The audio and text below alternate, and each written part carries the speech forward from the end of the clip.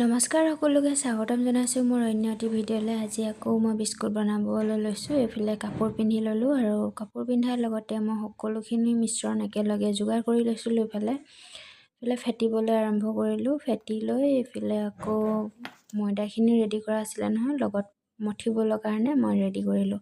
এইফালে ধুনীয়াকৈ মঠিছোঁ মই ময়দাখিনিৰ লগত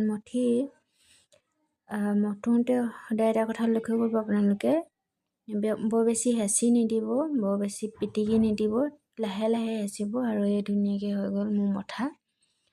ধুনীয়াকৈ বিস্কুটৰ চেফ দিব পৰা হৈ গ'ল। এইফালে দিলোঁ মই বিস্কুটৰ চেফ নিজে, দিয়াৰ পিছত অভেনত দি দিলোঁ। অভেনত দি হৈ এইফালে ৰেডি হৈ গ'ল মোৰ বিস্কুট।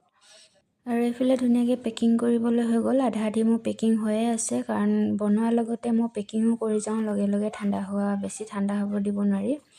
আজি ভিডিঅ'টি চাই কেনেকুৱা পালে কমেণ্ট কৰি জনাব। লগ পাম সকলোকে অন্য এটি ভিডিঅ'ত। তেতিয়ালৈ আহিছোঁ, বাই বাই।